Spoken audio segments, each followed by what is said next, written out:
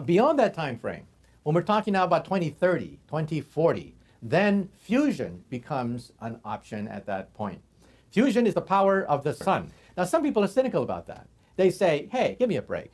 We've been there. We've heard the claims every 20 years. They say that fusion is 20 years from now. 20 years come, and we're still no closer to fusion. There's a difference. This time, we physicists think that we have the technical problems to live in, and fusion is clean. Fusion has been the energy of the future for so long that at this point, the future feels like a subscription service that never ships the product. For 70 years, we've been promised a miniature star in a box. What we've actually gotten is a series of press conferences, budget cuts, and PowerPoint slides showing glowing plasma donuts. To be fair, fusion isn't late because physicists were lazy. It's late because the assignment is insane. You're trying to bottle the core of the sun. That means temperatures of hundreds of millions of degrees, plasma that wants to rip itself apart, and a neutron storm energetic enough to chew through metal like a bored teenager through potato chips. On top of that, you need to breed your own tritium fuel inside the reactor because global supplies are tiny and politically sensitive. ITER openly calls tritium breeding essential, which is polite scientific language for, if we don't solve this, there's no industry. Bell, tiny pit stop before the politics eats the plasma. If you're enjoying this kind of science meets reality breakdown, hit like, subscribe to the channel, and tap the notification bell so you're alerted whenever a new deep dive drops. So yes, fusion is hard, brutally hard, but difficulty is only half the story. The other half is politics, and politics is where fusion turns from heroic science saga into dark comedy. The United States started fusion research in 1951. It was classified until 1957. Translation: from day one, fusion lived inside the national security state. In 1980, Congress passed the Magnetic Fusion Energy Engineering Act with a straight face and a bold goal: operate a magnetic fusion demonstration plant by the year 2000. That wasn't subtle. That was a national deadline. Spoiler alert, the year 2000 came and went. No plant. By 1983, the Government Accountability Office was already pointing out that funding levels were below what the law envisioned. When money shrinks, strategy evolves. That's bureaucratic code for scale back the dream. Then came 1996. Congress requested a major restructuring. The fusion budget dropped by roughly 40%. The tokamak fusion test reactor was shut down early. Imagine running a marathon and someone periodically ties your shoelaces together for fiscal discipline. This is not how you run a crash program. The Manhattan Project did not operate on vibes and continuing resolutions. Apollo did not get a 40% haircut halfway to the moon. Fusion, meanwhile, was treated like a science fair project that Congress could fund generously 1 year and ghost the next. Quick question for you. Do you think fusion's biggest bottleneck is still the physics, or has it been the stop-start politics all along? Drop your take in the comments. We really want to read your opinions, especially thoughtful, constructive ones. We try to read as many comments as possible, and when we can, we reply or even use the strongest arguments as fuel for future videos. And then there's the other gravitational pull, nuclear weapons. Take the National Ignition Facility. In December 2022, it achieved ignition. Lawrence Livermore National Laboratory announced 3.15 megajoules of fusion energy output from 2.05 megajoules of laser energy delivered to the target. Scientifically, that's a big deal. The fuel produced more fusion energy than the laser energy that hit it. Champagne corks popped. Then the engineers quietly coughed, because to generate that 2.05 MJ laser pulse, the facility pulled on the order of hundreds of megajoules from the wall. Roughly 300 MJ in, 3.15 MJ out. That's not a power plant. That's an expensive physics experiment. The mountain was climbed, and behind it was another mountain labeled wall plug efficiency. But here's the twist. NIF does not primarily exist to solve your electricity bill. A 2000 JO report described it as managed under defense programs, with the majority of planned experiments aimed at nuclear weapons physics. Lawrence Livermore's own publications frame inertial confinement fusion as supporting stockpile stewardship. recreating the conditions found in nuclear weapons as well as stars. That framing matters, because when a facility is justified to Congress as essential for maintaining the reliability of a nuclear arsenal, it sits in a very different budget universe than a speculative clean energy project. Weapons stewardship is not marketed as optional. It is wrapped in deterrence doctrine, geopolitical risk, and the phrase national security. In Washington, those words open vaults. So the lasers fire, the diagnostics get upgraded, the supercomputers hum. The justification is airtight. Without underground nuclear testing, you need high-energy density physics experiments to simulate extreme conditions. Fusion becomes a tool for confidence in warheads. Electricity for civilians is, at best, a secondary narrative layered on top. And here's where the irony bites. The same physics that could, in theory, free us from fossil fuels is structurally embedded in institutions designed to maintain nuclear weapons.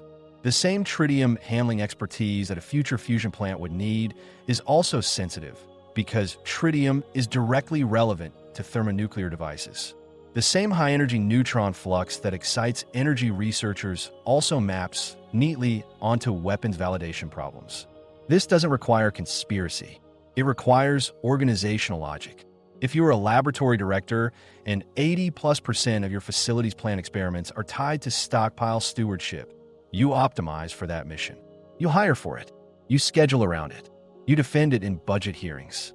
Energy spin-offs become a bonus, not the driver. So fusion sits in a paradox.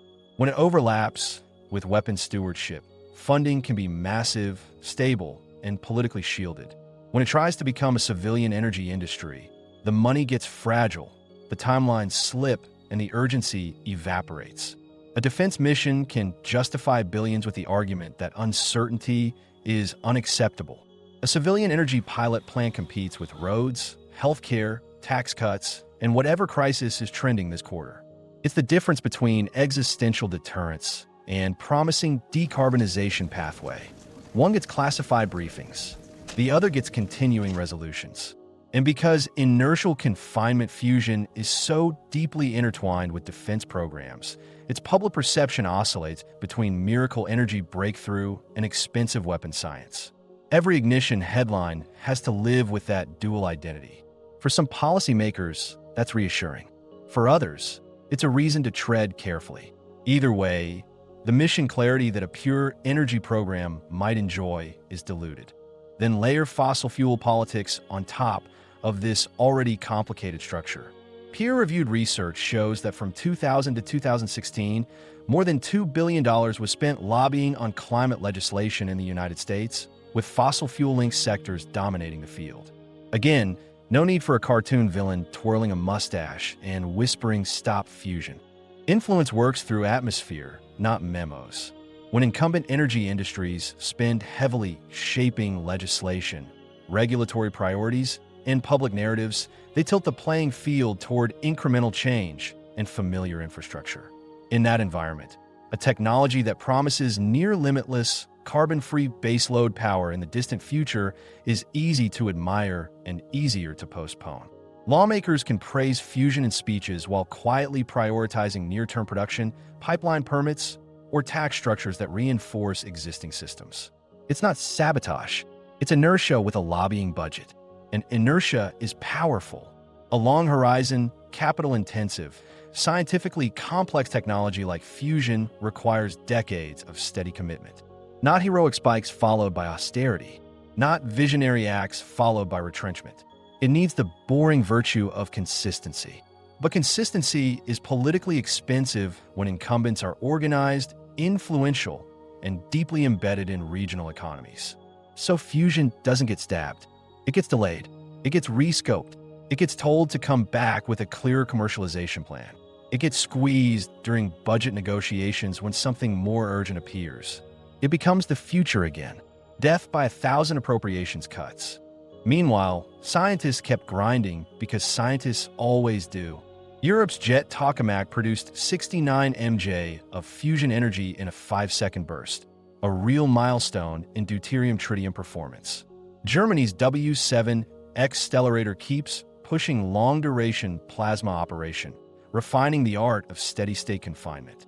ITER continues its slow, multinational march toward operation, now targeting the mid-2030s for key phases, assembling superconducting magnets the size of buildings with the patience of a medieval guild.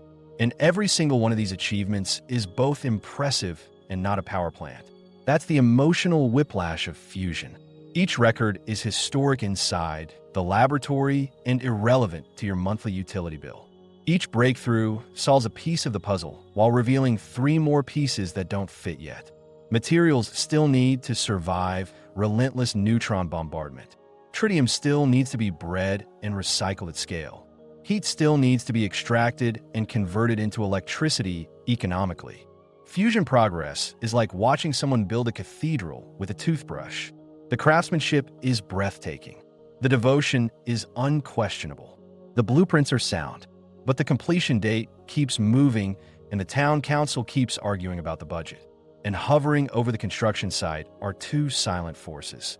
The security state that funds parts of the physics for reasons unrelated to your grid, and the entrenched energy economy that has no immediate incentive to rush a disruptive successor into existence. The plasma doesn't care about politics, but the path from plasma to power plant absolutely does. Now, enter China. In January 2025, China's East Tokamak reportedly maintained high confinement plasma for 1,066 seconds. That's nearly 18 minutes. In fusion time, that's an eternity. China is also rapidly constructing BEST, a compact high-field tokamak aimed at burning plasma physics with Q greater than 5. First plasma is targeted for 2027. There's even a Hefei fusion declaration, because nothing says strategic intent like a declaration with your city's name on it. This is not just science. It's geopolitics with superconducting magnets. While ITER resets schedules toward the late 2030s for deuterium-tritium operations, China is compressing timelines. If you believe fusion is a future trillion-dollar industry, then whoever sets the standards, supply chains, and engineering culture first gets leverage. Suddenly, fusion is not just about climate. It's about industrial leadership. The U.S. Department of Energy now talks about a global race. The Fusion Energy Strategy 2024 frames it in exactly those terms. Private companies are jumping in. Helion signed a power purchase agreement with Microsoft targeting delivery in 2028. Commonwealth Fusion Systems has raised billions and inked offtake deals with major players like Google and ENI. Venture capital has surged into fusion startups, with billions flowing in recent years. The vibe has shifted from grad student dream to data center baseload. But here's the cynical part. Private money can accelerate hardware, but it cannot conjure tritium from thin air, nor can it magically solve neutron damage materials. The physics still sets the terms, and the state still controls key regulatory, security, and fuel cycle levers. So where does that leave us? Fusion did not stall because it's fake. The physics is real. Ignition happened. Burning plasmas are within reach. Long pulse operation is improving. The science community has delivered genuine milestones.